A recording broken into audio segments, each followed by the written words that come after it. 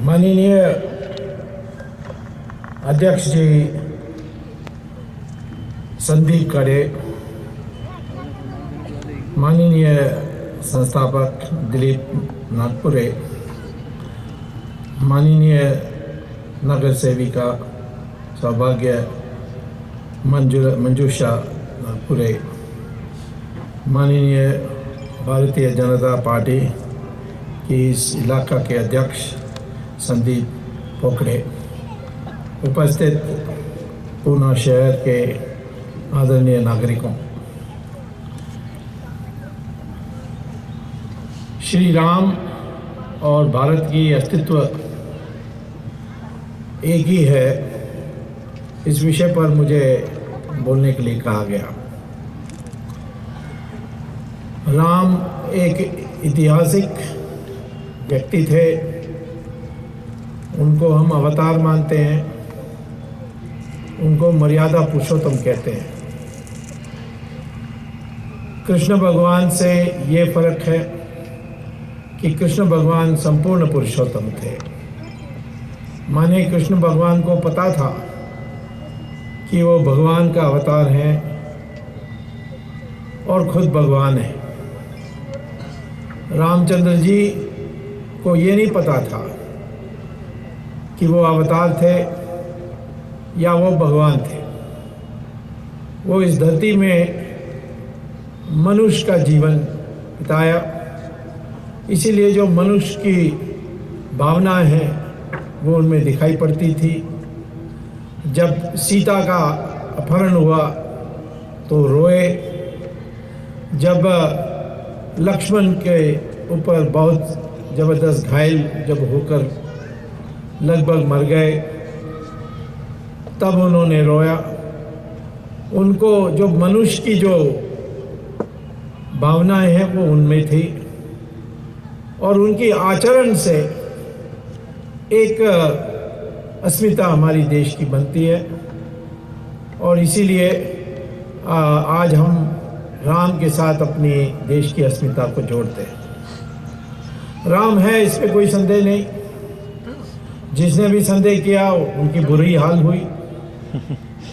जब ये राम सेतु की मामला चल रही थी और मैंने सुप्रीम कोर्ट में केस डाला,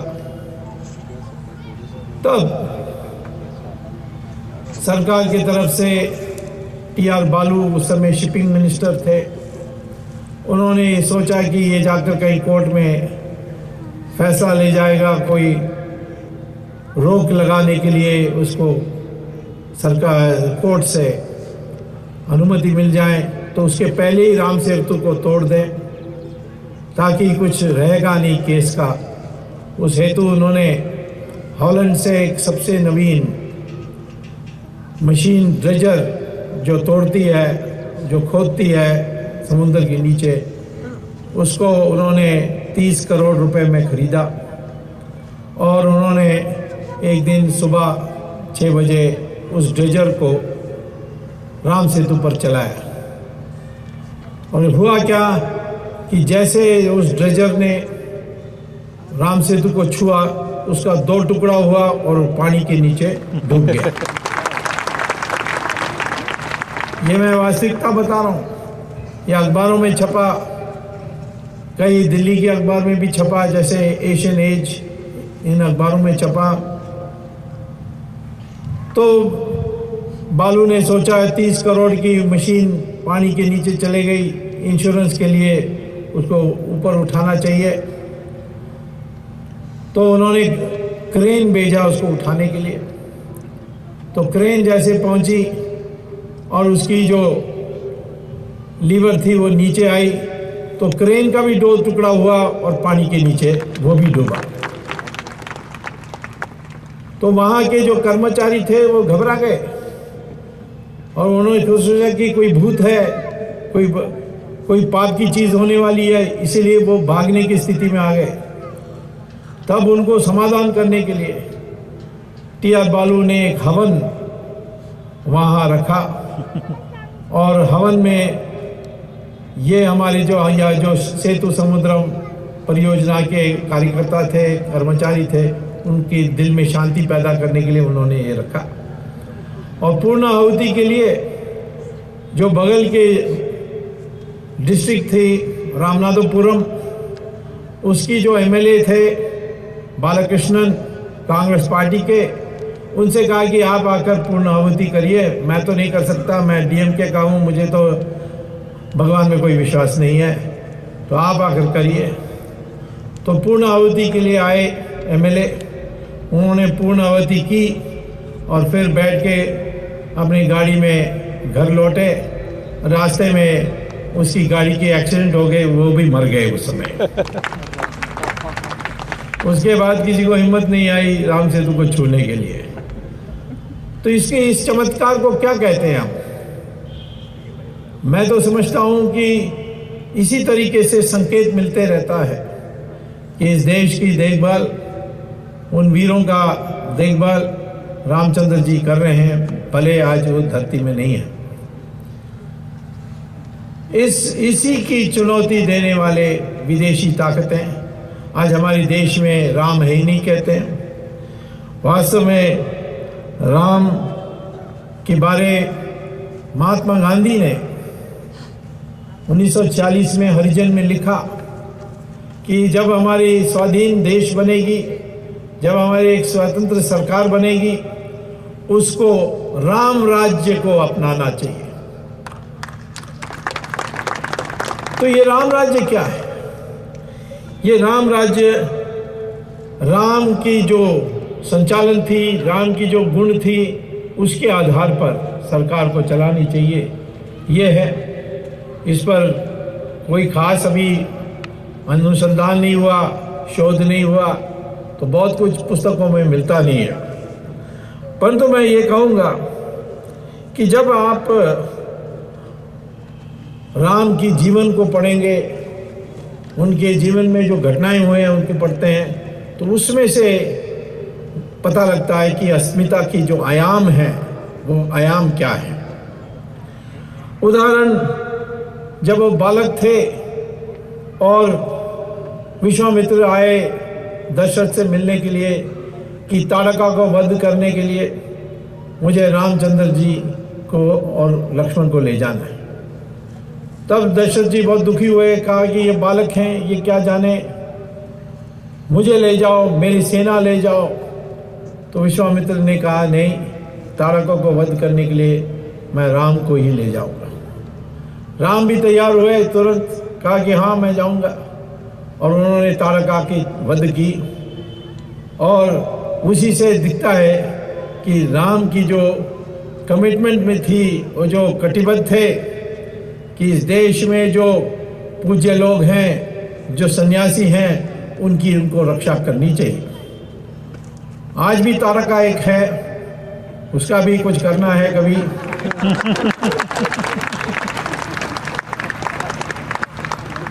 तो रामचंद्र जी से ये एक प्रेरणा लेनी चाहिए कि उन्होंने अपने कर्तव्य पालन करने में कभी हिचकिचाया नहीं। हम जानते हैं कि पिताजी की दिए हुए वचन के लिए उन्होंने पूरा अपना सिंहासन को त्याग कर दिया था। जब उनकी विवाह हुई और वो सीता के साथ मिथिला से आए अयोध्या, तो सीता को पहले वचन देते हैं कि हमारे परंपरा के अनुसार राजाओं की अनेक धर्मपत्नियां होते हैं, लेकिन मैं आपको वचन देता हूं कि मैं किसी और, आपको छोड़कर किसी और को मैं देखूंगा नहीं। मेरा तो एक ही पत्नी होगा, वो होगी सीता देवी। सारी उनके जीवन काल में कितनी भी परेशानी उठानी पड़ी, उन्होंने इस वचन से हटे नहीं। और जब सीता को रावण ने अपहरण किया, तब राजा थे, भले वनवास में थे, उनको पत्नी की कौन कमी होगी, अयोध्या से और कोई पत्नी को बुला सकते थे, लेकिन नहीं, अपने पत्नी की को रिहा करने के लिए, उनकी मुक्ति के लिए उन्होंने क्या नहीं किया। उन्होंने उन्होंने पूर्ण प्रयास करके वो सफल हुए। आज हमारे जो युवकों को जो सिखाया जाता है उसमें ऐसी ऐसी बातें जोड़े गए हैं जो अंग्रेज के राज्यों में कुकर्म करने की दृष्टि से मकाले की जो षड्यंत्र थी उसके अनुसार कई ऐसे कहानी आते हैं कि राम ने सीता के साथ दुर्व्यवहार किया, उनके साथ अन्याय किया, परंतु गहराई में पढ़ोगे तो राम ने भले अपने वचन को पूरा किया लेकिन उन्होंने कभी सीता को नहीं छोड़ा। जब सीता को वनवास जाना पड़ा दोबारा और वाल्मीकि के आश्रम में रहना पड़ा, तब रामचंद्र जी ने सीता की एक मूर्ति बना करके बगल में रखकर उन्होंने राज किया। तो इसीलिए ये एक मर्यादा है। जो लोग समझते हैं कि उन दिनों में राजाओं के पास यानी राजाओं 3-4 शादियां करते थे, कोई बड़ी बात नहीं है। हमारी तो जो आस्था है वो तो रामचंद्र जी पर है, इसीलिए उसको कहते हैं अस्मिता, क्योंकि एक पुरुष एक ही महिला की शादी इसके साथ विवाह करनी चाहिए। ये रामचंद्र जी के व्यवहार से, जीवन से हमें पता लगता है। उसको हमें नकल करने की आवश्यकता है, इधर उधर देखने की जरूरत नहीं। मर्यादा पुरुषोत्तम के माने जो राम करते थे वही मर्यादा था, उस मर्यादा का हमें पालन करना है।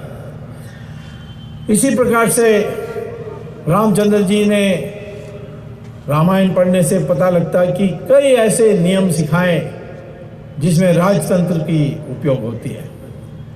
जब उन्होंने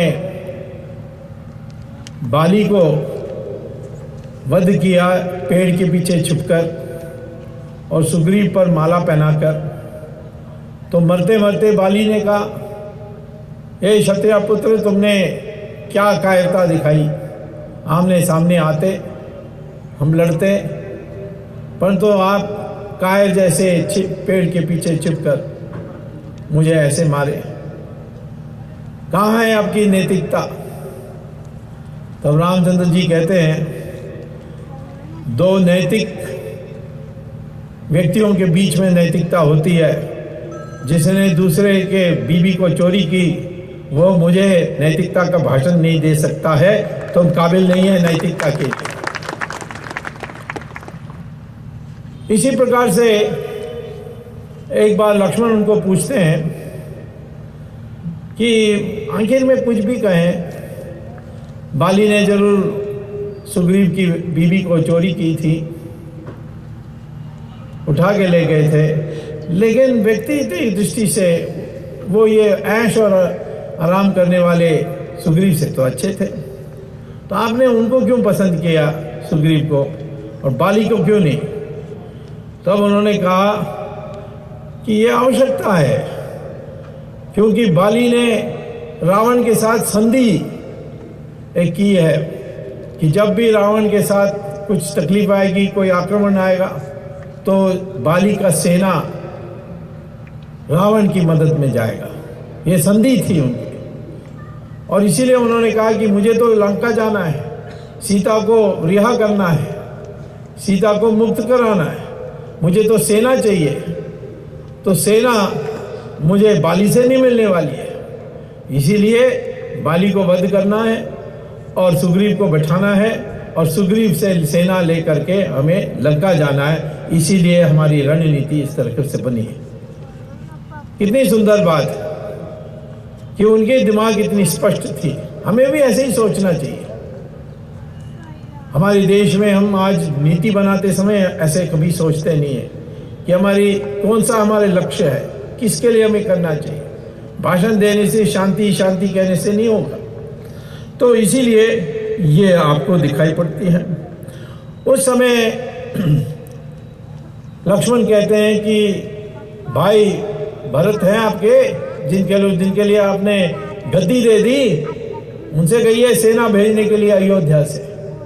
ये वानर को रख के, हम वानर सेना रख के क्या करेंगे? तब रामचंद्र जी कहते हैं, देखो ये सारा देश एक है, वहाँ से आएगा अयोध्या से सेना तो यहाँ उनका देखभाल करने के लिए, उनको खाने की व्यवस्था करने के लिए सबको यहाँ के जो स्थानीय लोग हैं उनको परेशान हो गए, उनको करना पड़ेगा। और वो क्या सोचेंगे कि राम हमारे पर विश्वास नहीं करते। इसीलिए हर प्रांत में वहाँ की जनता की जो भावना है उसको कदर करके ही काम करना चाहिए। मुझे सिर्फ जीतना नहीं है, परंतु यहाँ की वानर सेना के साथ जीतना है, तभी भारत की जीत होगी, तब उन्होंने इस देश की जीत होगी, उन्होंने कहा। कितना सुंदर विचार है, क्योंकि इस देश में कोई ऊपर से थोपा नहीं जा सकता है। इस देश में एक जो प्रांतीय शक्ति है उसका समन्वय करके राष्ट्रीय शक्तियों के साथ हमारे देश को चलाना है। आखिर में जब जीत होने के बाद लक्ष्मण कहते हैं रामचंद्र जी को, सीता तो यही है लंका में, इतना सुंदर देश है ये, हमें अयोध्या जाने के लिए क्या जरूरत है। पता नहीं वहाँ भरत का दिमाग कैसा बना है, गद्दी में बैठने के बाद खराब हो गया, पता नहीं। तो इसी देश में रहे, यही राजा बने। तब रामचंद्र जी ने कहा, कितना भी सुंदर दूसरा देश हो, परंतु मातृभूमि से कोई देश ज्यादा सुंदर हो नहीं सकता। तो ये मैं एक छोटा सा अंश निकाल के दिया है रामायण में, आप उसको ध्यान से पढ़ेंगे वाल्मीकि रामायण को, और आस्ते आस्ते पढ़ेंगे तो ये सारे जो आज की समस्याओं को हल करने के लिए हमें रामायण से प्राप्त हो सकता है। और रामा की जो जीवन है और उन्होंने जो किया उसका नकल करके हम कर सकते हैं। आज हमारे देश में रामचंद्र जी की बुराई करने वाले लोगों का संख्या बढ़ते जा रही है, क्योंकि विदेश से फॉरेन क्रिश्चियन मिशनरीज आ रहे हैं, देश में आतंकवादियों के लोग हैं। कई एक समय पर आतंकवादियों ने राम मंदिर को भी तोड़ने के लिए प्रयास किया, वहाँ अयोध्या में जाकर बम विस्फोट करने की कोशिश की, बट विफल हो गए। रामचंद्र जी वहाँ भी रक्षा में खड़े हुए थे। करुणानिधि जैसे राजनीतिज्ञ भी राम की बुराई करते रहते हैं। पहले तो करुणानिधि रावण का पूजा करता था। जब हम उत्तर भारत में रामलीला मनाते थे, वो तमिलनाडु में रावण लीला मनाता था। लेकिन मैंने एक दिन उनको अचानक उनके साथ भेंट हुई, तो मैंने कहा ये रावण लीला आप क्यों कर रहे हो, आपको तो ब्राह्मण से नफरत है, और रावण ब्राह्मण था ये जानते हो। उन्होंने कहा बिल्कुल नहीं, कभी नहीं हो सकता, वो हमारी द्राविड़ है, वो हमारी जात के हैं, और ये जो है राम ये आर्यन है, उत्तर भारत से आए हैं, वही ब्राह्मण है। मैंने कहा रामचंद्र जी तो ब्राह्मण नहीं थे, वो क्षत्रिय थे। फिर मैंने तमिल में एक रामायण लिखी है, कंबन रामायण, उसको मैंने दिखाया उनको, और थोड़ी दिन के बाद उन्होंने मुझसे कहा कि हाँ बात तो सही है कि रावण ब्राह्मण था, लेकिन मैं तो अब उसकी पूजा नहीं करूँगा, परंतु तमिलियन तो था। मैंने कहा वो भी नहीं था, रावण तो दिल्ली के परिसर के पार नोएडा एक जगह है आजकल, वहाँ पैदा हुआ था, और मंदोदरी तो मेरठ में पैदा हुई थी। तो उन्होंने कहा फिर लंका कैसे आए। मैंने कहा कि वो गए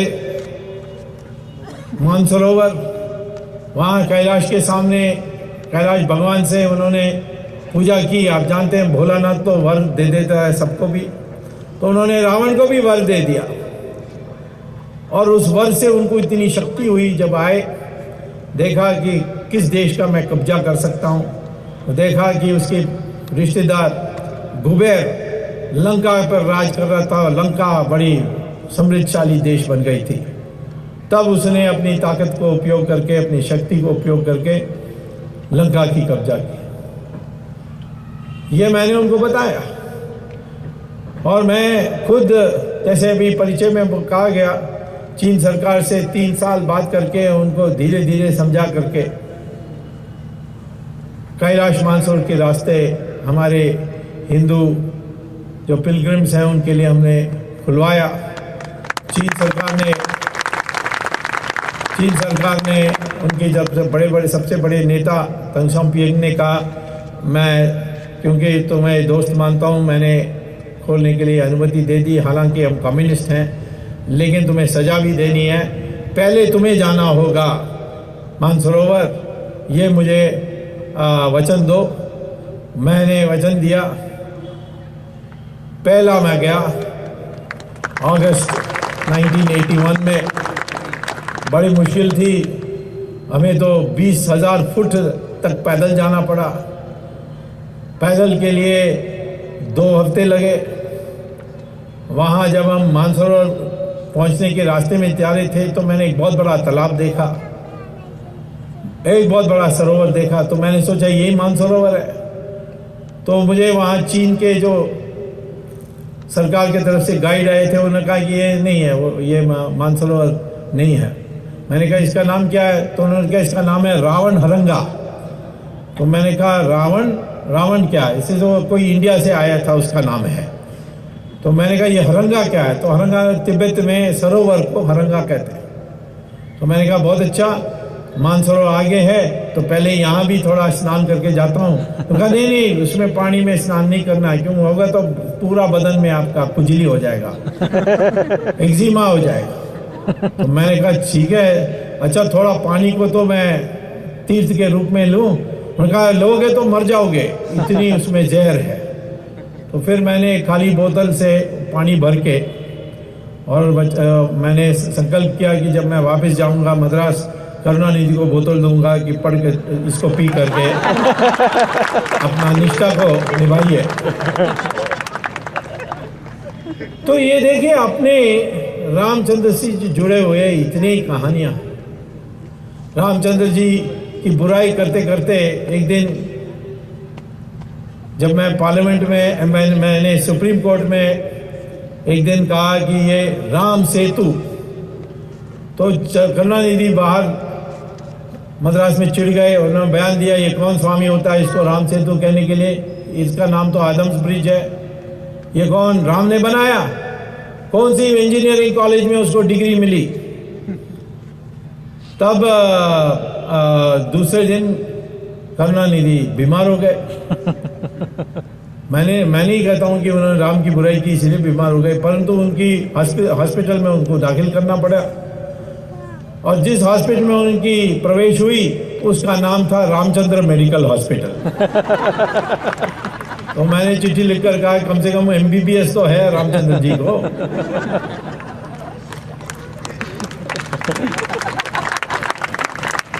तो ये राम की बुराई करने की ये मंशा क्यों है? क्योंकि वो प्रतीक है। उनके आचरण की हम नकल करें, उनके मूल्यों को हम नकल करें, उनकी कहनी हुई बातों पर करें, उन्होंने जो किया उस पर नकल करें, तो हिंदुस्तान एक विराट देश बन जाएगा। उस विराट देश ना बनना चाहिए, एक हीन भावना हमने में रहनी चाहिए। इसीलिए ये सारा बुराई होते जाए।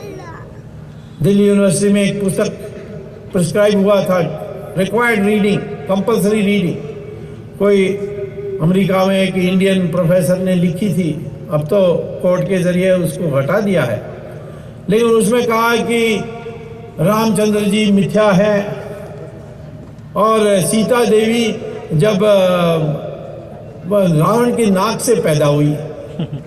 ये कैसे कह सकते हैं? परंतु ये टेक्स्ट बुक में लिखा हुआ था। ये सारी जो है ये है कि हमारी जो इतिहास है उसको खराब करने के लिए। परंतु जहां भी आप जाएंगे, किसी भी अध्याय में जाओगे रामायण में, आपको वास्तविकता दिखाई पड़ेगी। राम अयोध्या से निकले, चित्रकूट आए, चित्रकूट से फिर नासिक आए, नासिक से फिर किष्किंधा गए कर्नाटक में, फिर गए रामेश्वरम। ये रूट में आज भी आप जाओगे तो रास्ते में इतने आपको संकेत मिलेंगे कि रामचंद्र जी यहाँ आए। कई जगहों में उन्होंने दिखाया है कि मिट्टी में उन्होंने सीमेंट करके रखा उनके पाँव की फुटप्रिंट का रामचंद्र जी यहाँ थे। एक पुस्तक भी लिखी है, the story of the blue God, एक अमेरिकन ने लिखी है। उसने कहा कि मैंने ये बहुत सुना तो मैं रामचंद्र जी कहाँ कहाँ गए जो वाल्मीकि रामायण में लिखी उस जगहों को नोट करके मैं गया और वास्तविकता यही है। और पहुँचे राम सेतु। राम सेतु में क्या हुआ था, जब वो धनुषकोडी पहुँचे, हम जानते हैं कि हमारी तट के बाद समुद्र में, जिसको आजकल गल्फ ऑफ मन्नार कहते हैं, उसमें एक द्वीप है। वो द्वीप का नाम है रामेश्वरम द्वीप। अंग्रेज़ों ने उसको पंबन द्वीप कहा था। उस रामेश्वरम द्वीप समुद्र के बीच में समाप्त होती है धनुषकोडी में। धनुषकोडी में रामचंद्र जी पहुँचे तो देखा सामने समुद्र है। तो उन्होंने सोचा कि नम्रता के साथ समुद्र राजा को पूजा करेंगे और वो कोई रास्ता बना के देंगे। 3 दिन उन्होंने पूजा की, किसी ने, समुद्र राजा ने परवाह नहीं की। तब रामचंद्र जी क्रोधित हुए, उन्होंने अग्नि बाण निकाली, कहा कि अच्छा, इनको हमारे विनय और हमारी प्रार्थना पसंद नहीं है, तो फिर मैं दिखाता हूँ कि विराट रूप कैसी है। तो उन्होंने वो बाण निकाली। तब समुद्र राजा ऊपर आए, मत करिए, आपकी क्रोध के कारण ये सारा जो जीवा है, जो मछलियाँ हैं, सब मिट जाएंगे। आपको पुल चाहिए ना, पुल के लिए पानी के नीचे एक रिज है इस तरफ, उस रिज पर आप पत्थर रखिए, वो पत्थर आपको बहुत मिलेंगे तट के किनारे, और उसको ला करके रखिए और आपके लिए एक सेतु बन जाएगी। तो इसी तरीके से बनी। और उसमें ये भी राम वाल्मीकि में कहा जा रहा है कि ये पत्थर है, ये पत्थर नहीं था, इसको पानी में छोड़ने से तैरने लग गया। तब हनुमान जी परेशान होने के बाद फिर उन्होंने राम की नाम लिखी, फिर वो जमा सेतु के ऊपर। आज भी आप जाओगे वहाँ, और विश्व हिंदू परिषद ने इसका प्रमाण दिया। जब उन्होंने एक पत्थर निकाला, राम जो ढीला पड़ा हुआ था उसको निकाला राम सेतु से, और देश भर में वो ले गए थे ये दिखाने के लिए कि वो पत्थर तैर रही थी, क्योंकि वो पत्थर नहीं था, वो मछलियों की हड्डी, ये जो शंख होते हैं उस सब का धीरे धीरे जो समय के कारण जुड़ जाती है, वो है, उसको कोरल कहते हैं, कोरल रॉक्स, पत्थर नहीं कहते। और वो इस तरीके से बनी हुई है, मिट्टी से नहीं बनी है, पत्थर से नहीं बनी है। और ये कोरल आज भी वहाँ दिखाई पड़ती है। और उस पानी के नीचे जाओगे आपको दिखाई पड़ेगा कि समुद्र के नीचे से एक रिज निकलती है और उसके ऊपर पत्थर रखे गए। वो जो रिज निकलती है वो पानी के ऊपर नहीं आती है, पानी से थोड़ी नीचे रहती है, और उसकी जो बाकी है उसको पत्थर डाल करके उन्होंने सेतु बनाया है। तो ये सेतु को तोड़ने के लिए कितने लोग लग गए, सोनिया गांधी, डीएमके के लोग सब लग गए थे। क्यों? कि प्रतीक है, असेतु हिमाचलम, ये हमारी पहचान होती थी, सेतु से हिमालय तक। तो ये हमारे देश की प्रतीक को खराब करने के लिए करुणानिधि ने भी कहा था एक बार एक मुस्लिम डेलीगेशन को कि बीजेपी ने, आरएसएस ने, विश्व हिंदू परिषद ने बाबरी मस्जिद तोड़ा ना, मैं आपके लिए राम सेतु तोड़ के दूंगा। अब तो कोई टूटा है तो राम, करुणानिधि टूटा है, राम सेतु तो वही है। कोर्ट ने मुझे स्टे ऑर्डर दी है, और अब डॉक्टर पचौरी की कमेटी की रिपोर्ट भी आ गई है। उसने कहा कि ये सारा बर्बाद हो जाएगा, हमारे सारे पानी दूषित हो जाएंगे यदि ये प्रोजेक्ट को क्रियान्वित करेंगे। तो आगे दिनों में हो सकता है, मई में, हो सकता है जुलाई में, आपको सुप्रीम कोर्ट से फैसला मिलेगी कि सेतु समुद्रम प्रोजेक्ट रद्द हो गई है और राम सेतु को राष्ट्रीय धरोहर घोषित हो जाएगा। उसके बाद सरकार की दायित्व होगी कि आपके लिए व्यवस्था करें वहाँ जाने के लिए, ताकि आप पार करके जा सकते हैं। अभी मैं श्रीलंका गया था तो वहाँ मुझे राष्ट्रपति ने बताया, राजपक्षा ने, कि ये जो राम सेतु है ये तो हमारा भी परंपरा है और हमने श्रीलंका में 32 जगहों को अब टूरिस्ट सेंटर बना दिया। कैसे? रावण की महल को बना दिया। संजीवनी पहाड़ जो लाए थे हनुमान, वो भी वहाँ खड़ा है। देखने से दिखता है कि ये एक अभूतपूर्व पहाड़ है, क्योंकि वहाँ के जो पहाड़ वैसे नहीं है। तो इसीलिए आज आप देख रहे हैं कि श्रीलंका टूरिस्ट डेवलपमेंट के लिए रामायण के जरिए इसको लेकर के उन्होंने इसको प्रतीक बनाया है। तो आज मैं ये कहूँगा कि अस्मिता का परिभाषा आप समझ लीजिए। ये सारी जो मैं बता रहा हूँ उससे क्या निकलती है कि भारत देश का एक अस्मिता है। वो क्या है? जवाहरलाल नेहरू कहते थे कि 1947 में जो रिपब्लिक ऑफ इंडिया बनी है वही अस्मिता है। रिपब्लिक ऑफ इंडिया क्या होता है? आपको एक पासपोर्ट मिलती है, पासपोर्ट से आपकी अस्मिता बन जाएगी।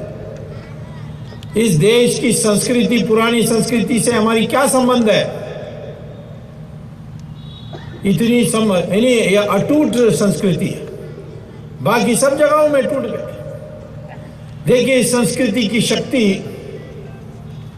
कि मुसलमान जब ईरान के पर आक्रमण किया, उन्होंने इसकी कब्जा की, अपने राजाओं बादशाहों को बनाया।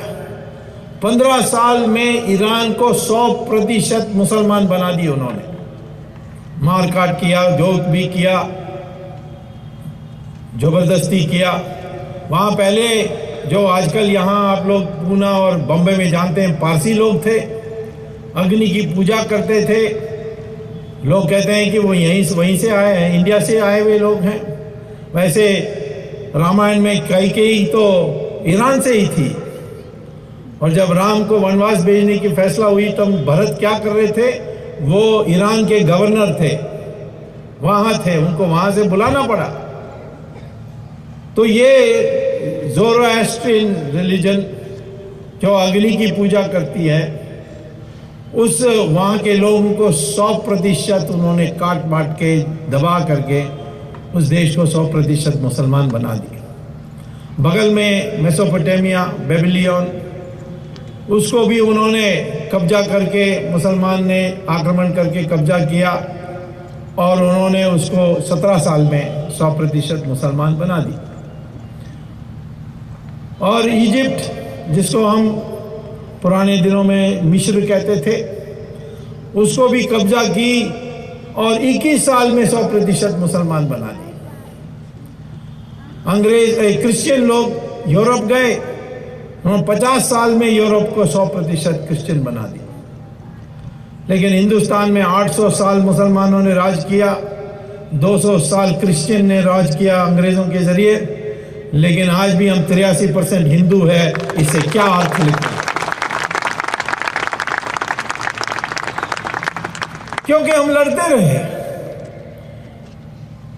राणा प्रताप हो या शिवाजी हो, हार में वीरता राणा प्रताप और विजय का हमारे सिंबल शिवाजी। रानी झांसी, परवाह नहीं की हम लोगों ने कि कोई जीता हारा, पहले है कि साहस किया कि नहीं। अब कहीं भी जाए, तमिलनाडु में चले जाइए, वहां वीर कौन है? कट्टाबोमन, जिसको अंग्रेजों ने फांसी दिया था, उसको हम वीर मानते हैं। कर्नाटक में रानी चेन्नम्मा, वो भी जीती नहीं, परंतु वो लड़ी, उसको वीर मानते हैं। हमारे विजयनगरम की साम्राज्य 300 साल चली हमारे देश में। उसकी जो जमीन अधीन थी वो आसाम तक थी, मुगलों से ज्यादा थी। अकबर से औरंगजेब सिर्फ 150 साल, विजयनगरम 300 साल, ज्यादा जमीन अधीन हिंदुस्तान का। लेकिन हिस्ट्री, हमारे इतिहास के पुस्तकों को पढ़ो, उसमें एक एक चैप्टर होगा, एक एक अध्याय होगा एक एक मुगल बादशाह के लिए। लेकिन विजयनगरम के लिए एक छोटा सा पैराग्राफ होगा कि दक्षिण भारत में एक साम्राज्य थी जिसका नाम था विजयनगरम। तो ये उल्टा सुल्टा करके हमारे दिमाग को ये कर दिया। आर्यन द्रविडियन, आर्यन आए थे यूरोप से, द्रविडियन यहाँ थे, उनको मार मार के दक्षिण भगाया। ये आर्यन द्रविडियन थ्योरी तो बिल्कुल बकवास है। अब तो जेनेटिक थियोरी के अनुसार भी ये साफ है कि हम सब एक हैं। हमारे में कोई फर्क नहीं है, हम मराठी हो या उत्तर प्रदेशी हो या कश्मीरी हो और मद्रासी हो, हम सब एक हैं। हम तमिल हो, हम सिनाला हो, हम एक ही डीएनए के हैं। सिनाला आए थे बंगाल और उड़ीसा से, और तमिल लोग यहाँ से गए थे, तमिलनाडु से। कोई फर्क नहीं, हम एक ही देश हैं। तो इसीलिए आज हमें ये अपनी जब अस्मिता की बात करते हैं कि हम एक हैं, इसको हमें सोचना चाहिए। बटे हुए हैं वर्णा में, बटे हुए हैं जाति में। क्यों? वरना तो कभी जन्म से नहीं था। ऋषि भृगु ने बहुत स्पष्ट कर दिया था कि वरना जो है वो एक सत्ता की विकेंद्रीकरण है। क्योंकि उन्होंने कहा कि सत्ता के 4 आयाम हैं, विद्या या ज्ञान, शस्त्र, धन और जमीन। और ये चारों को ऐसा बांट देना चाहिए कि किसी के पास एक से ज्यादा नहीं होना चाहिए। और इसीलिए जिसके पास ज्ञान है उसके पास हथियार नहीं होंगे, शस्त्र नहीं होंगे, उसके पास धन नहीं होगा, उसके पास जमीन नहीं होगा। और इसी प्रकार से जो क्षत्रिय हैं उनके पास शस्त्र होगा, लेकिन नीति बनाने के लिए जो ज्ञानी हैं उनके पास जाकर के उनके पांव धो करके उनसे नमस्कार करके उनसे यह ज्ञान मांगनी चाहिए। तो आज मैं यही कहूँगा कि बांटने के लिए बहुत ढूंढे जा सकते हैं, परंतु उसमें कोई अस्तित्व नहीं है, उसमें कोई वास्तविकता नहीं है। आज हमें यही सोचना चाहिए कि हम एक कैसा होंगे। उसके लिए एक सही इतिहास पढ़नी चाहिए। द्राविड़ शब्द को शंकराचार्य ने एक संधि से तैयार किया। जब वो उत्तर भारत गए शास्त्रार्थ करने के लिए, मंदन मिश्रा से मिले, तो तब मैं उसको पूछा गया कि आप कौन हैं। उन्होंने कहा मैं द्राविड़ शिशु हूँ। शिशु माने बच्चा, और द्राविड़ा माने जहाँ 3 तट जुड़ते हैं, जहाँ 3 समुद्र जुड़ते हैं। त्रिविध माने इंडियन ओशन, अरेबियन सी और बे ऑफ बंगाल। दक्षिण भारत को द्राविड़ कहते हैं। उसको दूसरे समुदाय कैसे बना सकते हैं? उसको ब्राह्मण गैर ब्राह्मण में कैसे बांट सकते हैं? इसमें भी मैंने एक बार करुणानिधि को पूछा कि हमारे उस समय एक क्रिकेट कैप्टन थे राहुल द्रविड़। मैंने कहा वो क्या आपका जात का है? वो तो नागपुर से आया है, कन्नड़ का भाषा का है, ब्राह्मण कहलाया जाता है। द्राविड़ माने दक्षिण, परंतु इसको अंग्रेजों ने आर्यन माने सभ्य व्यक्ति। आर्यन शब्द है ही नहीं हमारे वेद में, आर्या है और आर्यन नहीं है। तो ये अस्मिता बनाने में यानी हमें बांटने में कोशिश की जा रही है। हम सब अपने को अलग अलग माने बन जाएं और आपस में लड़ते रहें। ये जो वाल्मीकि है इसको हमें करना है। राम जन्मभूमि का अभी जिक्र हुआ, मैं आपको एक बहुत इंटरेस्टिंग बात बतानी चाहता हूं। चंद दिनों के पहले सऊदी अरेबिया के एम्बेसडर के साथ मेरी भेंट हुई, तो मैंने उनसे पूछा कि मैंने सुना है कि सऊदी अरेबिया में आप सड़क बनाने के लिए, अपने राजाओं के लिए, महल बनाने के लिए मस्जिदों को तोड़ते हैं, ये बात सही है? उन्होंने कहा हाँ। मैं कहा क्यों? कहा कि मस्जिद कोई धार्मिक स्थान नहीं है, मस्जिद नमाज पढ़ने का एक सुविधाजनक जगह है, उसको कहीं भी रख सकते हैं। नमाज पढ़ना है तो आप कहीं भी पढ़ सकते हैं, रेलवे स्टेशन के प्लेटफॉर्म में भी पढ़ सकते हैं, एरोप्लेन में भी पढ़ सकते हैं। तो ये है मस्जिद का वास्तव अस्तित्व।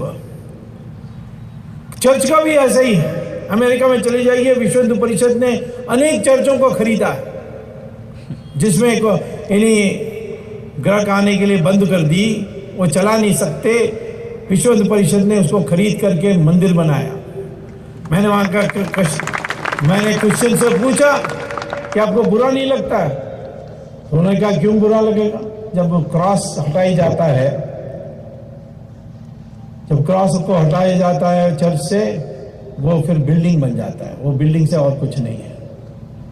हमारे देश में मंदिर को कभी ऐसा हम सोच नहीं सकते, क्योंकि प्राण प्रतिष्ठा पूजा जो होती है, उसके माने भगवान उस मूर्ति में आ गए। उसके बाद मालिक है भगवान। हम ट्रस्टी हो सकते हैं, हम मालिक नहीं हो सकते, तो ट्रस्टी बन सकते हैं। तो मंदिर एक बार बन जाए प्राण प्रतिष्ठा पूजा के अनुसार, वो सदा के लिए मंदिर रहेगी, वहां पूजा होगी या ना होगी, ये वास्तविकता है। और इसीलिए राम मंदिर तोड़ करके आपने मस्जिद बनाया, दूसरी जगह मस्जिद बना के दे देंगे, लेकिन वहां राम मंदिर बनेगा, क्योंकि वो राम का मंदिर है, इसीलिए वो बनेगा। और वही वृंदावन में भी कृष्ण का, वही काशी विश्वनाथ के लिए भी ये होनी चाहिए। एक सही विराट हिंदू की सरकार बनेगी तो ये सरकार कर सकती है। मैं नहीं कहता हूं कि हम अपने हाथ में हथौड़ा यानी हथियार लेकर के किसी मस्जिद को जाके तोड़े, मैं ऐसा नहीं कह रहा हूं। मैं कहता हूं ये सरकार के पास अधिकार है और मुसलमान को भी समझाना चाहिए। मैं तो कहता हूं मुसलमानों को कि हम आपको अपने परिवार के साथ जोड़ सकते हैं, यदि आप ये मान लें कि आपका पूर्वज हिंदू है और मैं ये इसको मैं डीएनए से सिद्ध कर सकता हूं। किसी मुसलमान का खून दीजिए, या खून की जरूरत नहीं है, बाल का भी सैंपल दीजिए, मैं दिखा देता हूं कि उसका डीएनए वही है जो हिंदू का है। तो क्यों शर्म आनी चाहिए ये स्वीकार करने के लिए कि मेरा पूर्वज हिंदू है? पद्धति बढ़ जाए, बदल जाए, उपासना पद्धति बढ़ जाए, बदल जाए, लेकिन संस्कृति तो नहीं बदलती। मुसलमान ने जो भी योगदान दिया ठीक है, परंतु आखिर में इस देश का मूल धारा तो हिंदू ही रहेगा। गंगा में इतने नदियां जुड़ते हैं, परंतु नाम तो गंगा ही रहता है, उसका नाम तो बदलता नहीं है। यह है अस्मिता हमारी, और इस अस्मिता को कैसे और शक्तिशाली की जाए, कैसे और उसकी आधार को मजबूत की जाए, इस पर सोचना चाहिए। इसीलिए मैं कई बार कहता हूं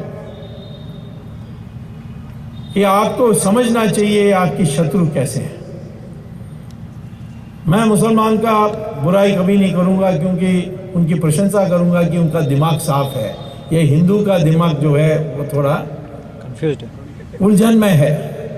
जिस दिन हिंदू का दिमाग ठीक हो जाएगा, मुसलमान भी ठीक हो जाएगा।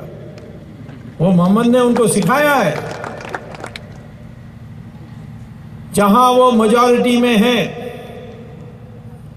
मुसलमान किसी को बख्शेगा नहीं। वहां सऊदी अरेबिया में मंदिर बनाने देंगे? नहीं बनाने देंगे। दिवाली मनाने देंगे? नहीं बनाने देंगे। घर के अंदर सत्यनारायण पूजा करने देंगे? नहीं देंगे।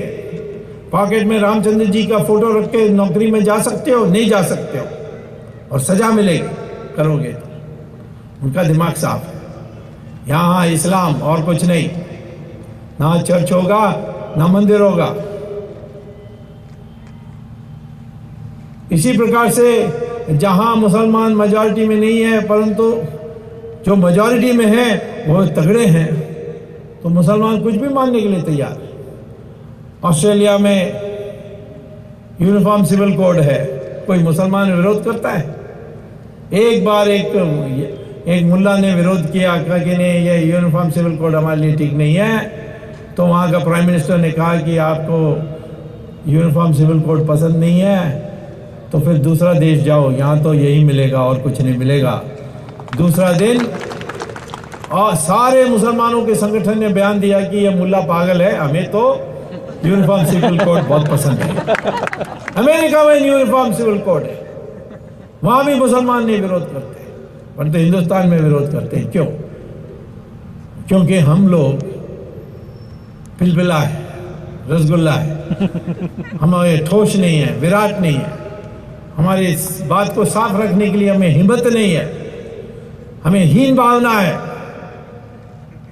और ये हीन भावना आ जाती है। मैंने कई जगहों में लोगों से कहा है कि ना हमारी संख्या ना हमारी शक्ति से ये देश बनेगी, हमारी देश की मंशा, हमारी जनता की मंशा, हमारे लोगों की मंशा से बनेगी।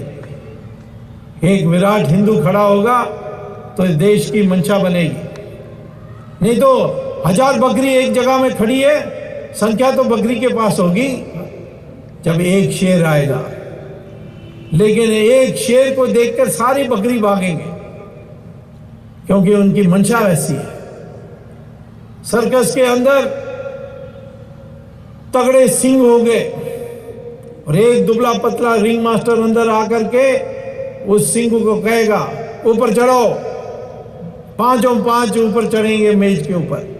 एक एक के पास इतनी ताकत है कि वो उस रिंग मास्टर को खत्म कर सकता है, परंतु नहीं करता है, क्योंकि उसको जब वो छोटा था वो सिंह, उस समय से इसको तैयार की गई है कि आज्ञा मानना है। तो आज्ञा मानना वो स्वाभाविक समझता, अपनी ताकत नहीं जानता है। मुझे ये जब लोग पूछते हैं कि मनमोहन सिंह सोनिया का इतनी बात क्यों सुनता है, प्रधानमंत्री के पद में बैठा है, इतनी बड़ी शक्ति है, मैं कहता हूं वो भी सर्कस का सिंह है, आज्ञा मानना ही जानता है।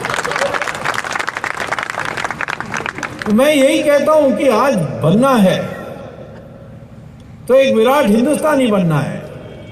मैं तो कहता हूं मुस्लिम क्रिश्चियन दोनों को अपने साथ पारिवारिक रिश्ता रखने के लिए तैयार है, यदि ये मान ले कि उनका पूर्वज हिंदू है। क्रिश्चियन तो मानने के लिए तैयार है। मुल्ला मस्जिदों में बैठे मुल्ला लोग, उनको डर है कि एक दिन मुसलमान ये मान लेगा तो इतनी निकटता हो जाएगी कि वो कल धर्म बदल देगा, वो हिंदू बन जाएगा। तो इसीलिए उनको अकेला रखने के लिए वो कहते हैं नहीं, आपका रिश्ता है इंटरनेशनल इस्लामिक मूवमेंट। परंतु हमारी परीक्षा आने वाली है, हमें तैयार आज से ही होना है, क्योंकि पाकिस्तान में मैं बता रहा हूं कि 1 साल 1.5 साल के अंदर तालिबान की सरकार बनेगी। पाकिस्तान में बनेगी तो अफगानिस्तान में बनेगी, अमेरिका वहां से निकल जाएगी। वो कहते हैं, वो कहेंगे जाओ जाओ जन्म में जाओ, हमें क्या है, हमने जितना त्याग करना कर दिया है। लेकिन असर होगा हमारे ऊपर। मैं आज कहता हूं कि आप तालिबान की जो लिखी हुई पुस्तकों को पढ़ना चाहिए। क्या लिखा है कि हिंदुस्तान अधूरा इस्लामिक इतिहास है। क्यों? क्योंकि बाकी जगहों में हमने 100% मुसलमान बनाई, इस देश में नहीं बना सके, इसको पूरा करना है। जहां भी हिंदुस्तान के अंदर मुसलमान मेजॉरिटी में है और सरकार में है, देखो हिंदुओं की हाल क्या है। कश्मीर में 5 लाख कश्मीरी पंडितों को बाहर भेज दिया है और वो कैंप में है, वापस नहीं जा सकते। हमारी सरकार भी हताश होकर बैठी है। छोटी छोटी जगहों में देख सकते हैं आप, जाकर केरल में मल्लापुरम में देखो, तमिलनाडु में एक छोटा, तमिलनाडु में कुल मिलाकर के मुसलमान 5% है, परंतु जहां भी टाउन पंचायत में वो मेजॉरिटी में है, उनका दिमाग दूसरा है। तो इसीलिए आज हमें संगठित होना है। मुस्लिम तुष्टीकरण कहने से क्या फायदा है? वो संगठित होकर वोट डालते हैं, तो हमारे नेता भी चापलूस होकर के उनके पीछे भागते हैं। एक बात दिखा दो हिंदू कि हम इकट्ठा वोट डालेंगे जो हिंदुत्व के लिए बोलेगा, कल इतिहास बदल जाएगी हमारी देश के लिए। मैं नहीं चाहता हूं सब हिंदू वोट डाले, हम तो 83% है, 40% डालेंगे तो 2/3 मेजॉरिटी पार्लियामेंट में मिल जाएगी। 40% ही डाले, आधा हिंदू, हिंदुस्तान के जो हिंदू हैं उनमें से आधा लोग हमारे एक पार्टी को दे दें जो हिंदुत्व के लिए साफ साफ बोलने के लिए तैयार हो, और मैं कहता हूं कि इतिहास बदल जाएगी। सब चीजों के लिए बड़ी आसानी से कर सकते हैं यदि सरकार अपने हाथ में होगी।